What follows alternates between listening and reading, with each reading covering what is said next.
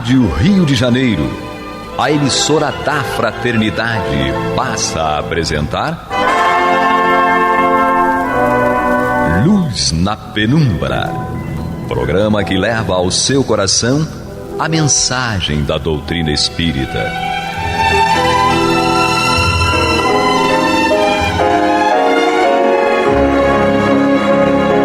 E com vocês, João Batista, para o estudo de O Livro dos Espíritos, da obra codificada por Allan Kardec.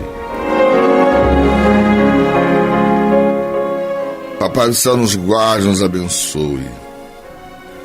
Louvado seja nosso Senhor Jesus Cristo. E que possamos fazer do tempo esta dádiva que a todos nós é dada de maneira igual, um recurso a mais, para que a nossa caminhada seja cada dia mais firme e consistente na conquista dos valores espirituais que nos levarão à verdadeira felicidade. Hoje temos conosco uma pessoa assim que é muito querida, é uma filha do coração que eu tenho, a Alessandra. Olá, Deus habita em cada um de nós, com certeza. Temos também que é muito querido no meu coração, que é do centrinho da Flávia Farnese, Obreiros de Jesus, meu amigo Astênio. Cada dia é uma página nova no livro da nossa vida. E para completar, a nega véia, Guilhermina. Deus está vendo. Que bom que a gente está junto de novo, graças a Deus. Eu sabia que ela ia reagir. Ai, meu Deus. Não estranha não, gente. Ela é doida. Casou comigo, né? Então, Claro.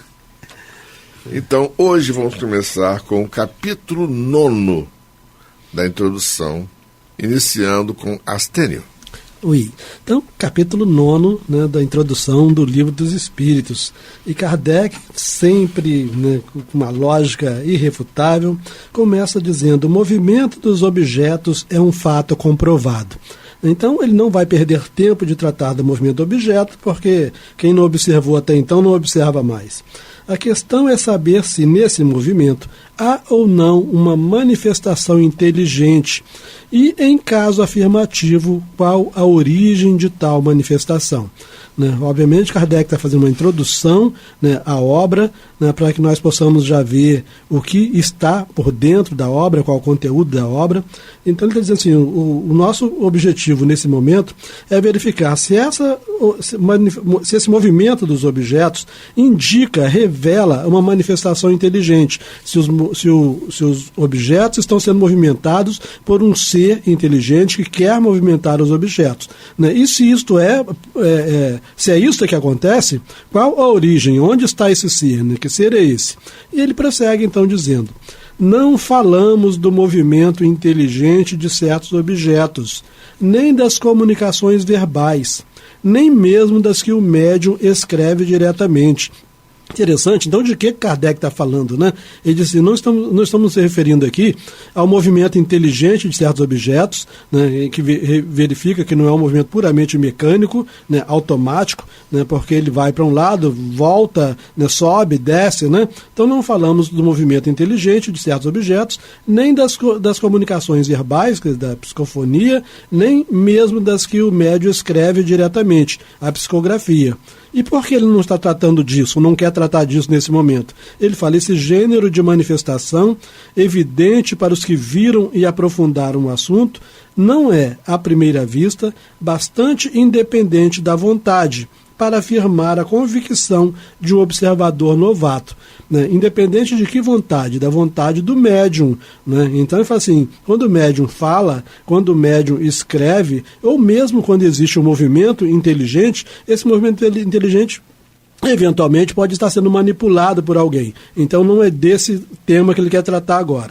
Então ele fala assim: não trataremos, portanto, senão da escrita obtida com o auxílio de um objeto qualquer, de um objeto qualquer, munido de um lápis, tal como a cesta, a prancheta, etc. Né? Então, embora fosse muito comum usar a prancheta, né, usar a cesta, um lápis fixado, amarrado, né, nesses objetos, ele coloca o etc., porque qualquer outro objeto que servisse para manter um lápis em pé também poderia ser utilizado. Né?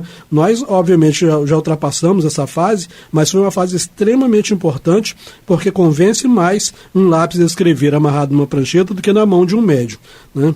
Então, a maneira pela qual os dedos do médium são postos sobre o objeto desafia, como já dissemos, a mais perfeita destreza de sua parte em poder participar de algum modo do traçado das letras. Então o médium apoia um dedo sobre a borda de uma cesta, por exemplo, e a cesta se coloca em movimento e saem mensagens admiráveis dali. Então dizer que é o médium que está escrevendo, né, quando ele está colocando apenas uma ponta do dedo, mas admitamos ainda que por uma habilidade maravilhosa possa ele enganar os olhos do mais atento observador. Como explicar a natureza das respostas quando estão muito além de todas as ideias e conhecimentos do médium? Né? Lindo, né? E nós precisamos incorporar essa visão do Allan Kardec. Porque mesmo que pudesse existir, embora fosse extremamente difícil, né, uma habilidade maravilhosa em que alguém soubesse colocar a ponta do dedo, né, numa cesta, né, na borda de uma cesta, e fazer ela se movimentar e escrever aquilo que está na cabeça do médium, né, mas e aquilo que não está na cabeça do médium? O Kardec indaga. Né? E note-se que não se trata de respostas monossilábicas, não é só um sim, um não, mas frequentemente de muitas páginas escritas com admirável rapidez, quer espontaneamente, o tema livre, né, escolhido pelo espírito, quer sobre determinado assunto, então assunto escolhido por nós, os encarnados. Pela mão do médium menos versado em literatura, surgem algumas vezes poesias de sublimidade e pureza impecáveis, que os melhores poetas humanos não desaprovariam. A gente lembra as primeiras, né, mensagens recebidas pelo Chico Xavier através de poesias, né, Parnaso de Além Túmulo. Então, e o que aumenta ainda mais a estranheza desses fatos é que se eles se produzem por toda parte e que os médiuns, né, os fatos se produzem por toda parte e que os médiuns se multiplicam ao infinito. Esses fatos são reais ou não? Então, os fatos existem. São reais ou não? São imaginários? Para esta pergunta, só temos uma resposta. Vede e observai. Não vos faltarão oportunidades, mas, sobretudo, observai muitas vezes, por longo tempo e de acordo com as condições exigidas. Então, Kardec está sugerindo que aqueles que não têm tempo de observar, né, que aqueles que não têm disposição para observar, então se calem, não fiquem criticando aquilo que não conhecem. Certo? Uhum. Ale, o que você diz a respeito disso?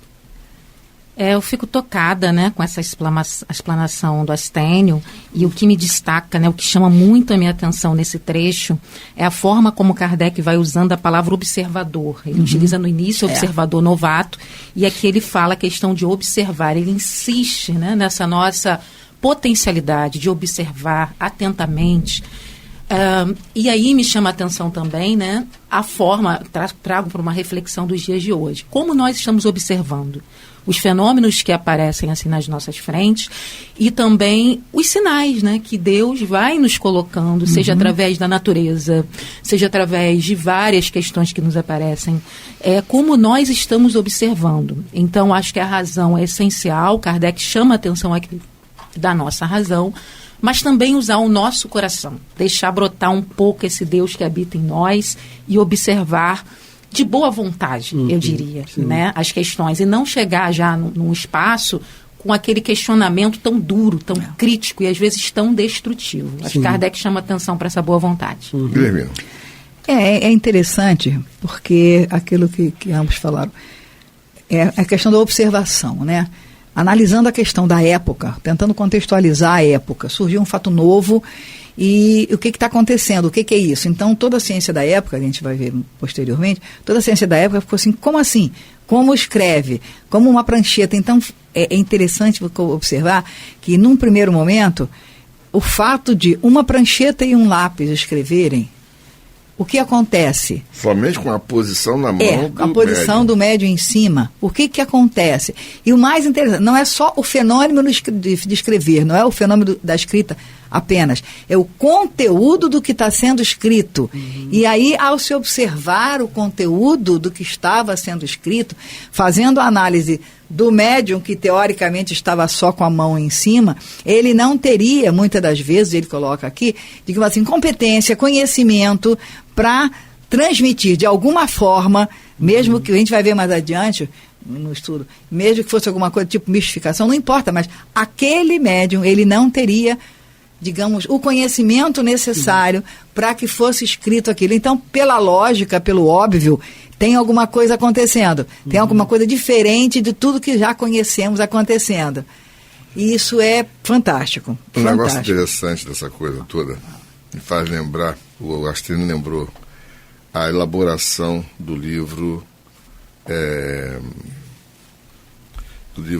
Parnaso em Túmulo, pelo Chico Xavier, que foi publicado em 1932. Ele tinha 22 anos e o mandato mediúnico dele começou desde a infância, e ele teve contato com Emmanuel a primeira vez em 1927, já tinha 17 anos apenas.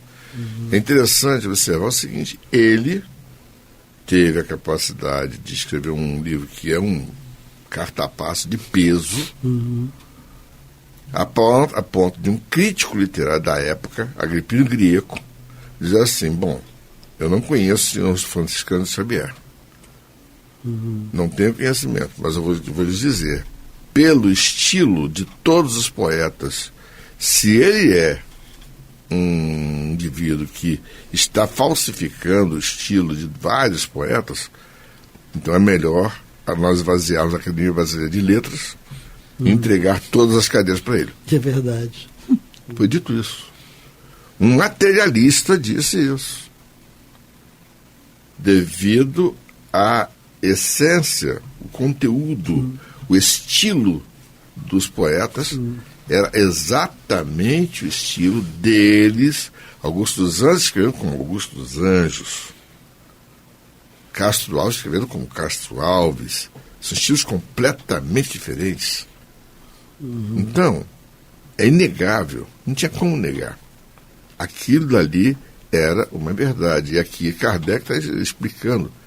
O conteúdo do material realmente é inegável.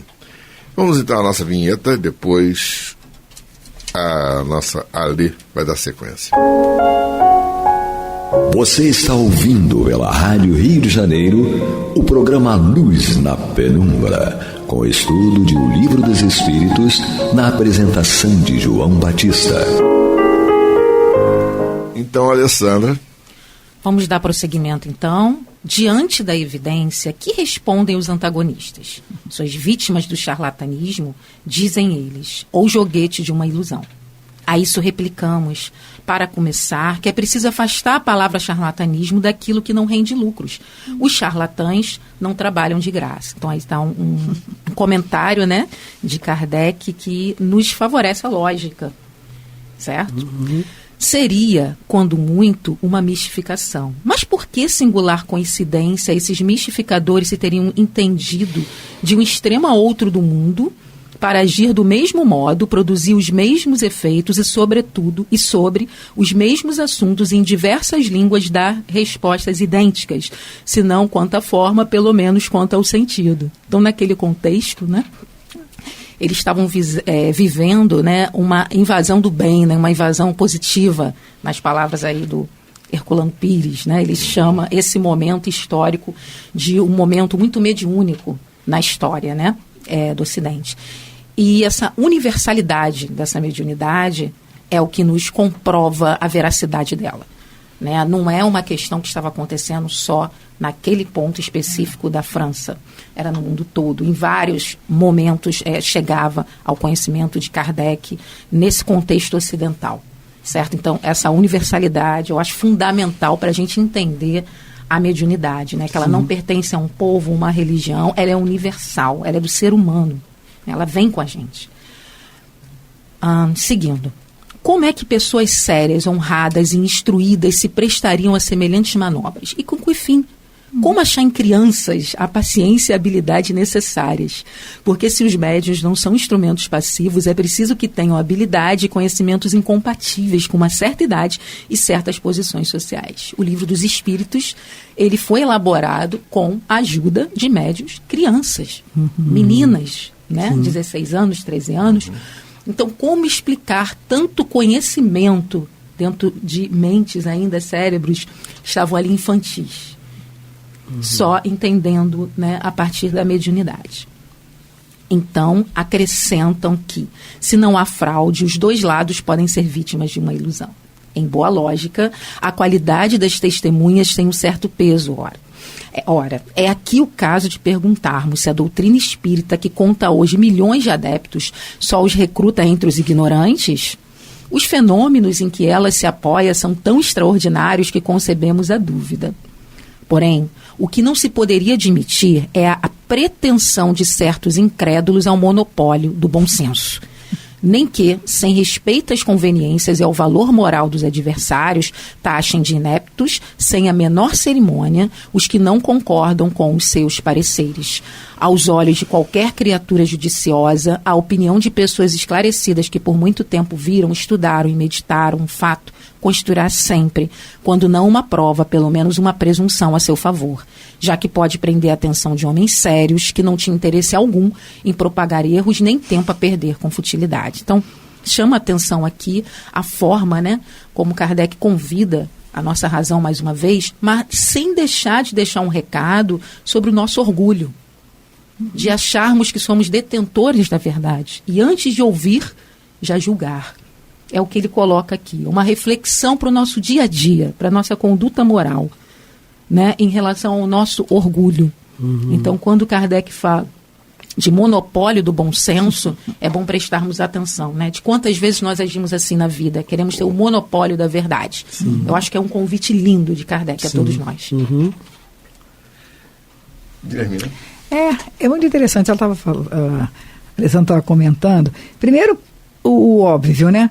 Se você fala o charlatão, ele tem algum tipo de ganho. Algum tipo de ganho certamente haveria, né? Mas não havia. Ficou claro que não havia nenhum tipo de ganho. E o charlatão não vai trabalhar de graça. Ele vai procurar alguma coisa que lhe dê algum tipo de retorno de qualquer forma. Então, isso já, de imediato, já põe por terra determinadas críticas em função a charlatanismo. E aí vai adiante, porque foi colocado os mesmos assuntos, as mesmas perguntas para pessoas no mundo. Pessoas com culturas diferentes, com línguas diferentes, e essas pessoas responderam dentro dos seus contextos, dentro das suas línguas próprias, de formas sensatas e concretas, o que deu a oportunidade de se fazer a compilação das respostas, tirando o conteúdo que era o óbvio, é o que se esperava. E mais adiante também, eu coloquei aqui a respeito desse final, né, o que não se pode admitir é a pretensão de certos incrédulos. Realmente, digamos assim, usando a palavra interessante, que não é exatamente a que eu gostaria de dizer, mas interessante, como é que certas pessoas acham que são os donos da verdade? É porque não é o que eu penso, então não existe. Não é o que eu acredito, então não existe. Não é a minha opinião, então não existe. Desculpe. Você não é o rei da cocada preta. E Kardec tentou, mostrou e provou, numa época em que a tecnologia era infinitamente menor do que a que temos hoje, os meios de comunicação também eram extremamente mais frágeis do que temos hoje, e ele acabou comprovando de uma forma inequívoca. Com correio. Com correio. Com telégrafo. Exato. Que tem que ter bom senso para poder emitir, inclusive, dúvidas. É óbvio, é evidente que se esperava a dúvida. Era necessário que tivesse a dúvida. Mas a dúvida positiva. A dúvida de que vamos ver o que tem por trás disso. Vamos ver o que tem de positivo por trás disso. Vamos ver o que se acrescenta à humanidade. O ouvir, né? Exato. Menina? Ouvir, que está faltando tanto, né? Ouvir e pensar a respeito, refletir. Não necessariamente porque não concordo. E eu não concordo, por quê? Aí seria a pergunta. Por que você não concorda?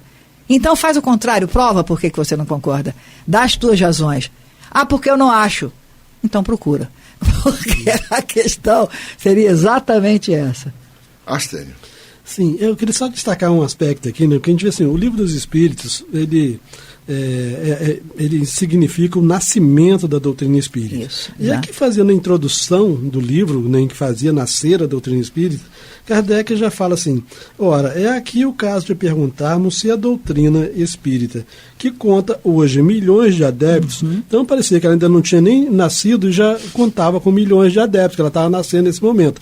Mas, obviamente, que essa introdução deve ter sido a segunda edição. Então, a partir da primeira edição, já surgiram milhões de adeptos. Né? E aí um ponto que eu queria destacar. Aqui no Brasil, que é o país mais espírita do mundo, acabaram essa semana o Congresso de aprovar o Dia Nacional do Espiritismo, né, o dia 18 de abril, e aí um dos fundamentos lá é que o Espiritismo conta no Brasil com em torno de 4 milhões de espíritas. Obviamente que isso está muito longe da realidade, né? Porque quando o Espiritismo nasceu, já tinha milhões de espíritos no mundo pequeno, né? Só esse ponto que eu gostaria de destacar. Por mais de 20 milhões. Sim. Sendo que os mais praticantes podem contar na faixa dos 4 milhões mesmo. Só completando, né, quando ele fala assim, é o caso de perguntarmos se a doutrina espírita, que conta hoje milhões de adeptos, só os recruta entre os ignorantes. Né? O que nós verificamos na estatística, né, levantada pelo IBGE, é que muito pelo contrário. Né? Normalmente são as pessoas mais intelectualizadas que se identificam com a doutrina espírita. Né? Então, é difícil dizer que exatamente as pessoas que se dedicam mais ao pensamento seriam as mais sujeitas a essas fraudes, né? Enfim. A gente pode dizer também uma coisa: mesmo as pessoas que não têm informação acadêmica também são sensatas. Sim. Quando a gente para e pensa, por exemplo, naquela vovó, naquela mamãe que a gente conheceu, que nos levou para dentro do centro espírita, dentro da nossa infância, tá? E que trabalhava como dama da caridade dentro do centro espírita, sabe? Que tinha aquela dedicação de trabalhar dentro da casa espírita com todo afinco, com toda boa vontade, fazendo valer o princípio da caridade, mas aquela caridade que não humilha, aquela caridade que auxilia, que faz amigos mesmo. Tá? E aí a gente para e pensa, quando eu lembro, por exemplo, com relação eu falo do centrinho da Farnese, porque eu me lembro de uma menina que trabalhou conosco lá em casa, e pode-se dizer que se os meninos dela não entraram para a marginalidade, foi graças à evangelização espírita do Obreiros de Jesus. Uma casa espírita dentro de uma comunidade favelada. Então, é isso. Bom senso não se aprende na universidade, né? Exatamente. Exatamente isso. Então vamos refletir a respeito disso, porque aquela história não é só intelecto, é sensatez. E sensatez é você juntar o intelecto com a boa vontade, com o coração, com os sentimentos mais elevados. E, na verdade, os detratores do Espiritismo, desde o começo, sempre foram pessoas que não admitiram que houvesse esses postulados chamando a atenção para a evolução espiritual. Não adianta, eles também vão evoluir. O negócio é esse. É fato. Pai do Céu nos guarde, nos abençoe, que louvado seja nosso Senhor Jesus Cristo, e que possamos fazer do tempo essa dádiva que a todos nós é dada de maneira igual, um recurso a mais para que a nossa caminhada seja cada dia mais firme e consistente na conquista dos valores espirituais que nos levarão à verdadeira felicidade. Você está ouvindo o programa Luz na Penumbra.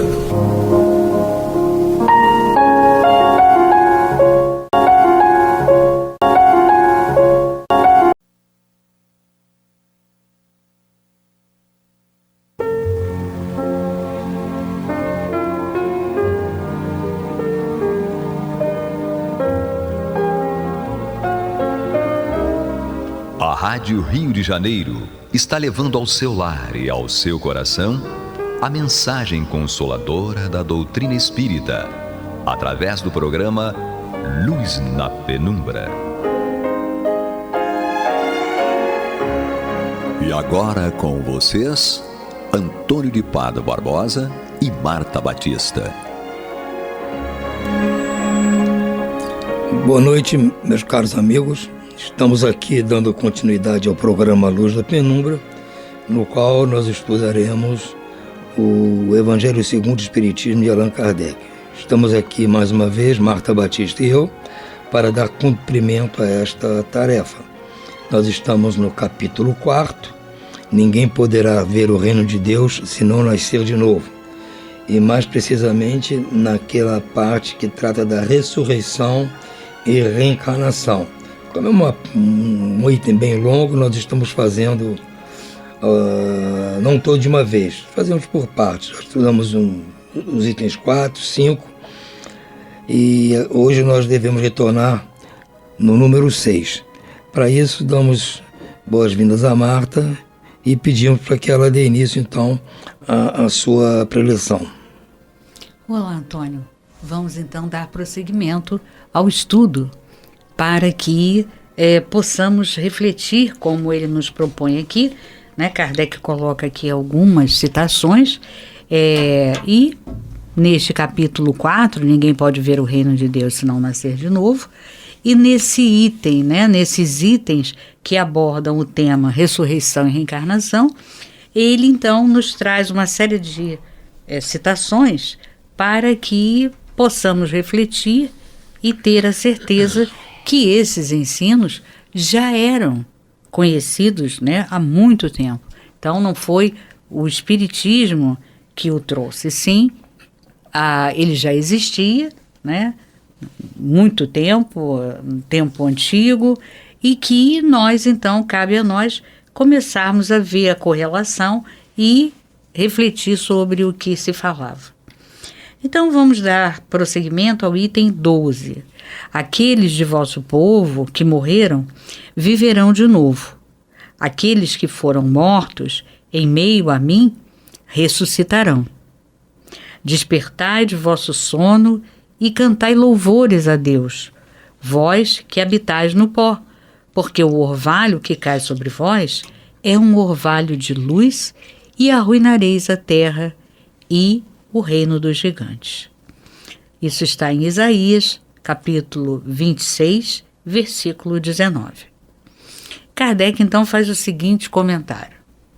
Essa passagem de Isaías é também muito clara. Aqueles de vosso povo que morreram viverão de novo. Se o profeta quisesse falar da vida espiritual, se tivesse querido dizer que aqueles que morreram não estavam mortos em espírito, ele teria dito vivem ainda, e não viverão de novo. No sentido espiritual, essas palavras seriam um contrassenso, pois que implicariam uma interrupção na vida da alma. No sentido de regeneração moral, elas seriam a negação das penas eternas, já que, em princípio, estabelecem que todos os que estão mortos reviverão. Então, aqui ele nos passa, né, mais uma citação em que já se tocava no assunto. Se a palavra utilizada era ressurreição, né, e não reencarnação, mas era essa a proposta, porque ele deixa bem claro que aquele, né, que morreu, ou aquele que morre, viverá de novo. Então, viverão de novo no sentido que não é o espiritual. Não há uma interrupção. Então, mais aqui uma passagem trazendo essa prova, né, da reencarnação como um processo de progresso, de sequência no seu processo de continuação, de evolução e de progresso. Então ele deixa aqui bem claro, e ele até usa assim uma palavra, né, umas palavras poéticas, porque ele diz, vós que habitais no pó, né, cantai louvores a Deus, querendo dizer, vocês que estão passando pela experiência do corpo que morre, né, que está no pó, cantem né, cantem para Deus, porque é uma alegria, né? O cantar aí seria dizer que o espírito está alegre, porque ele vai ter nova oportunidade. Então, é de uma forma até poética que ele nos traz essa passagem. Depois, no item 14, né, temos aqui: mas quando o homem morreu uma vez, e seu corpo separado do seu espírito foi consumido, em que é que ele se transforma? O homem, estando morto uma vez, poderia reviver de novo? Nesta guerra em que me encontro todos os dias da minha vida, espero que chegue a minha transformação. Então aqui é uma citação em Jó, capítulo 14, versículos 10 a 14. E é uma tradução de Louis-Jacques Lemestre de Sacy. Então aqui são 3 citações de Jó para que a gente perceba que a cada uma ele vai sendo mais enfático, né, na proposta da reencarnação. Ele diz aqui: quando o homem morre, e essa já é uma segunda citação, perde toda a sua força, expira. Depois, onde ele está? Se o homem morre, reviverá? Esperarei todos os dias do meu combate, até que me chegue alguma transformação. Jó, ainda no capítulo 14, versículos 10 a 14. Tradução aqui, protestante de Osterwald. Então aqui fica mais claro ainda, né, que realmente o que ele quer nos mostrar é que há uma continuação, né, é contínuo o processo de crescimento, de evolução e de progresso. E isso tudo só pode acontecer com a reencarnação. Então, a interrupção é uma interrupção material, mas o espírito retorna. E aí ele fala, né, que quando o homem morre, expira, porque perde toda a sua força. E aí depois onde ele está? Se o homem morre, reviverá? Aí ele diz: esperarei todos os dias do meu combate, até que me chegue alguma transformação. Quer dizer, ele então apresenta aqui a ideia de que ele vai esperar para a transformação o seu retorno à vida corpórea, né? Porque ele volta como espírito, vai ficar na erraticidade, nós espíritas usamos esse termo, e depois da erraticidade, um tempo na erraticidade, ele volta para a sua transformação, ou já dizendo que houve aí um progresso, né? Porque o que ele mostra? Que nesse tempo em que ele perdeu o corpo físico e ele voltou ao mundo espiritual, à erraticidade, ele vai, logicamente, tudo que ele vivenciou na vida pregressa, na última encarnação com o corpo físico, ele vai trazer de volta para se somar a tudo que ele vai vivenciar numa nova encarnação, né? Então ele diz, né, vai haver uma transformação, com certeza. Então essa transformação, que seria o progresso, a evolução, é justamente o que é necessário para o espírito. E Jesus depois falou sobre isso. Nós temos isso no capítulo 17 aqui no Evangelho. E o espírito não pode realizar essa transformação numa única existência. Então, com certeza, ele precisa retornar.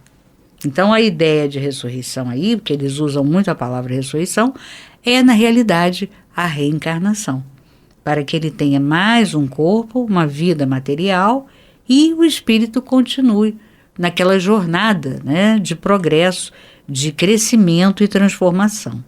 Então, isso está na tradução protestante, né, de Osterwald. E nessa última citação, em Jó, né, já é uma versão da igreja grega, ele diz assim, essa é perfeita, essa é explícita, diz assim: quando o homem morreu, vive sempre. Ele é categórico, né? Então, morreu, mas vive sempre. Ou seja, então o que morre? O corpo, né? Terminando os dias da minha existência terrestre, Então ele explicita que é a vida na Terra. A vida na Terra é a vida material. Esperarei, porquanto a ela voltarei de novo. Então aqui é explícito, não tem dúvida.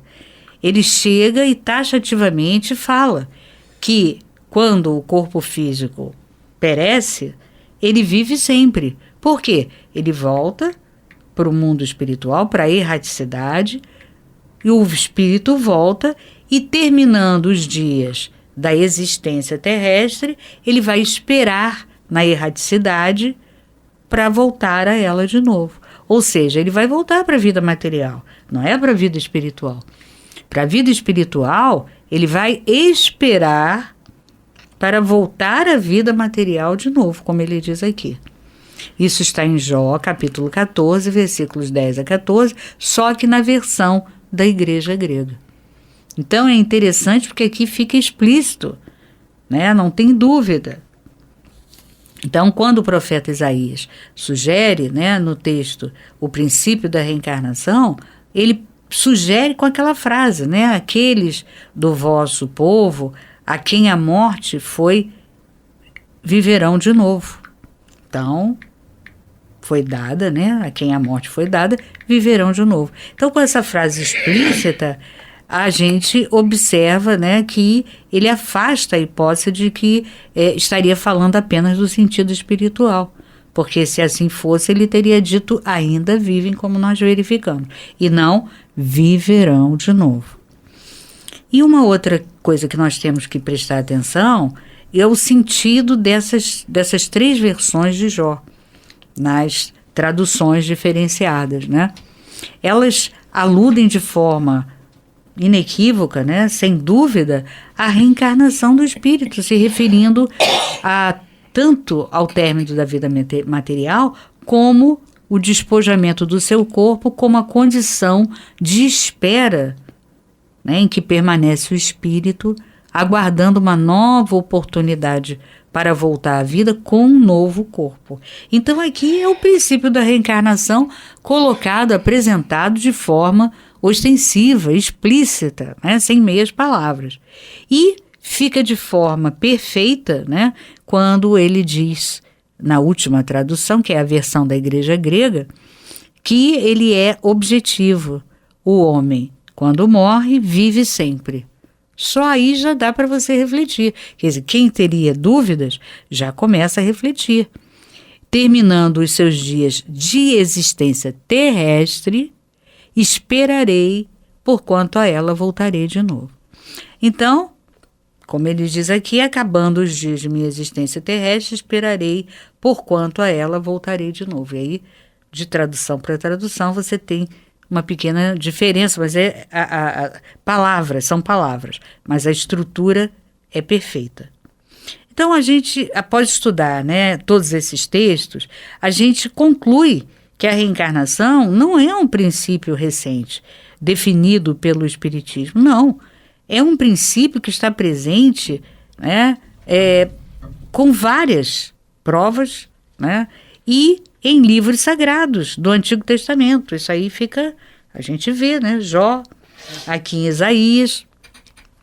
E é um princípio que o Espiritismo aprofunda esse entendimento e o torna acessível a muitos que o buscam, que o procuram.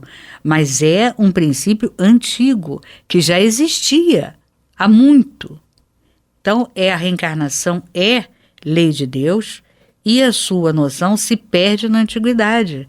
E o Espiritismo, ele vem resgatar esse conceito, esclarecendo melhor para nós, né, o que é a reencarnação e de forma melhor colocando-o ao alcance de muitos.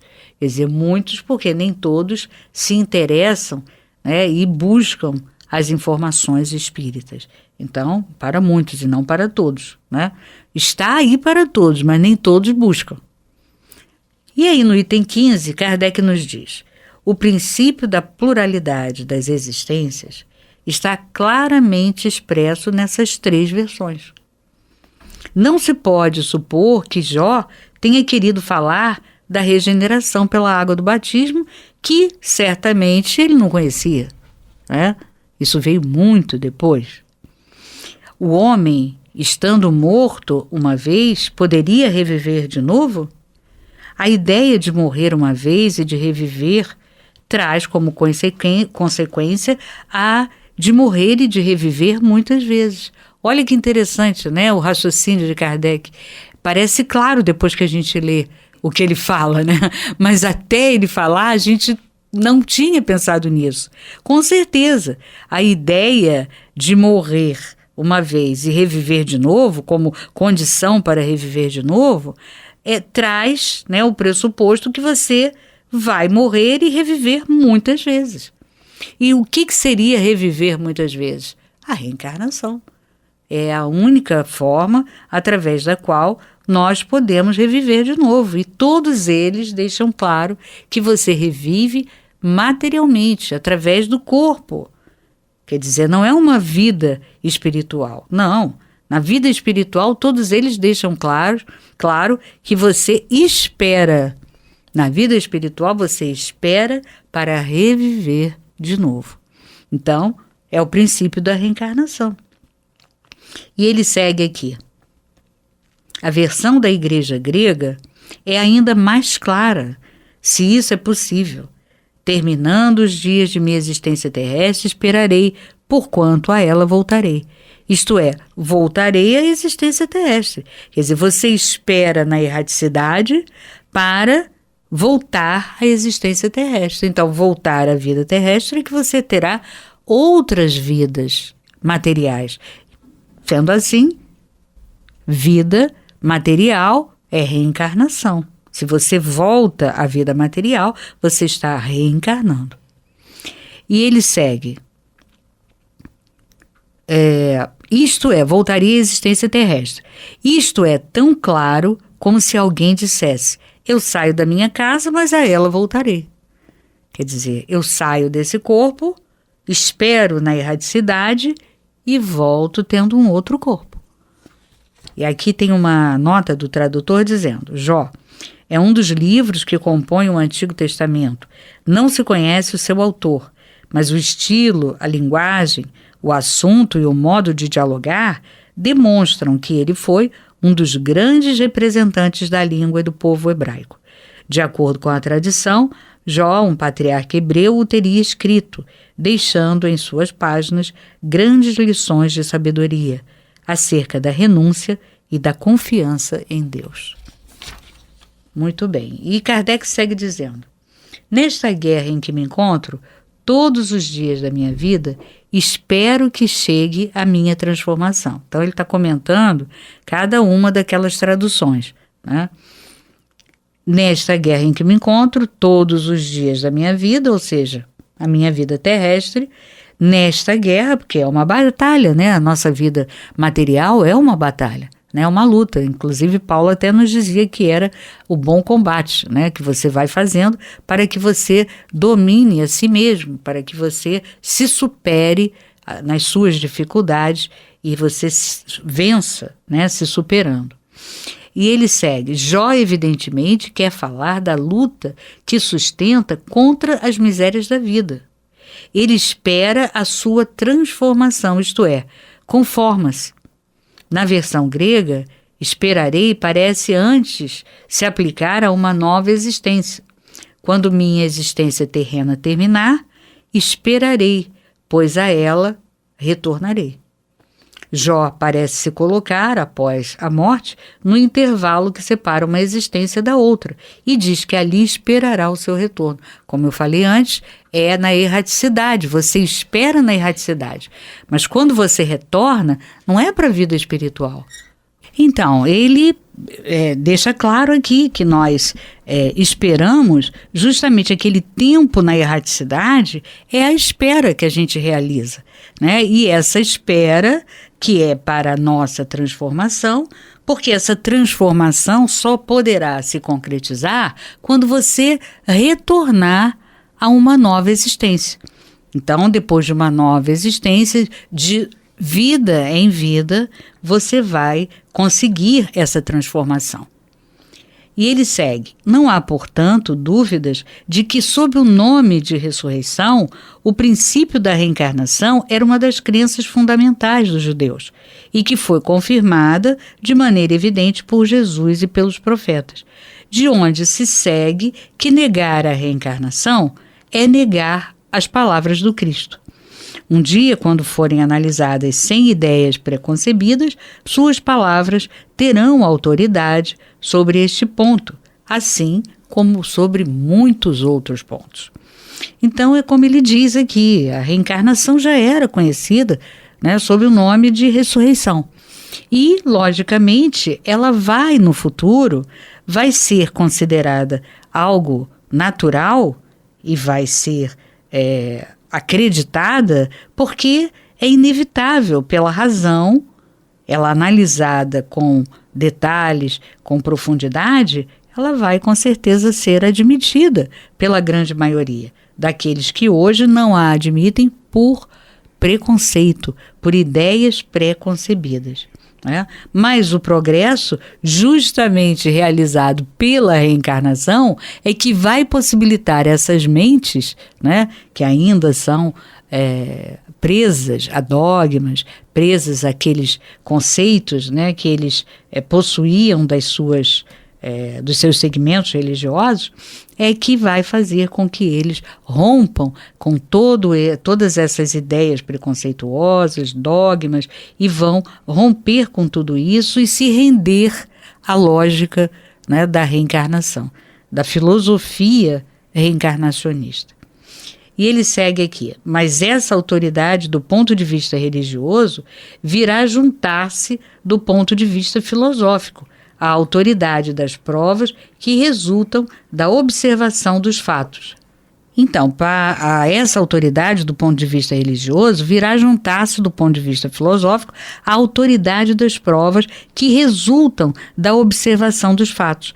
Quando dos efeitos se quer remontar as causas, a reencarnação aparece como uma necessidade absoluta, como uma condição inerente à humanidade. Em uma palavra, como uma lei da natureza. Ela se revela por seus resultados de uma forma, por assim dizer, material, como o motor oculto se revela pelo movimento que produz. Só a reencarnação pode dizer ao homem de onde ele vem, para onde vai e por que se encontra na Terra. Então, sendo assim, Tony, chegará um dia que todos se renderão a essa máxima, não é isso? Marta, como eu já disse outro dia aqui, né? As pessoas, se usarem sua lógica, o raciocínio, vão encarar o processo encarnatório como uma coisa natural, uma lei da natureza. Facilita o entendimento, dá sentido à vida, dá sentido às dificuldades pelas quais a gente passa. Mas existem pessoas que ainda, talvez por superstição ou lá por qualquer outro motivo, acham que tem que estar escrito no livro sagrado, textualmente, para eles poderem aceitar. Muitas coisas não estão escritas textualmente, não, eles aceitam. Não é? Verdade. Então, querem ser assim, tudo bem. Então, Kardec deu esse trabalho, mas por mim, por você, por outros, ele não precisava ter esse trabalho de buscar texto de Isaías, de Jeremias e Jó. Não precisava, porque para nós basta o raciocínio lógico. Funciona assim, como o Livro dos Espíritos está nos ensinando isso. Então, mas eu acho interessante ele trazer isso, não para nós, mas para aqueles que querem estudar o Evangelho e não necessariamente são espíritas assim convictos, né? Isso. Então tudo bem, a vida que segue, entendeu? Então, já que a vida está seguindo, sigamos aqui dando boa noite a todos e desejando muita paz para todos também. Muita paz a todos.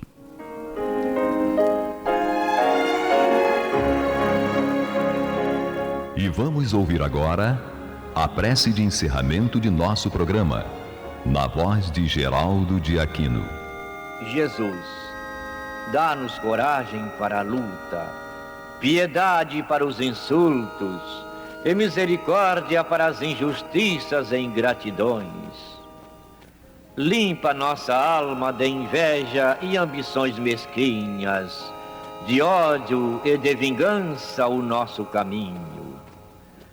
E que dentro em pouco, ao recolher-nos de novo ao calor do nosso leito, para que o sono nos dê a paz e o esquecimento das tristezas humanas, possamos sentir, Senhor, no mais íntimo de nosso ser, a doçura indefinível do teu amor e a grandeza incomparável da tua divina presença.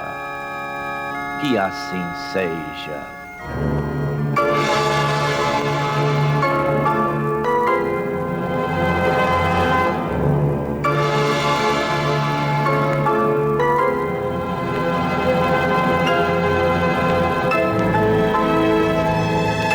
Acabamos de apresentar o programa Luz na Penumbra, que voltará a ser apresentado amanhã às 21 horas nesta emissora.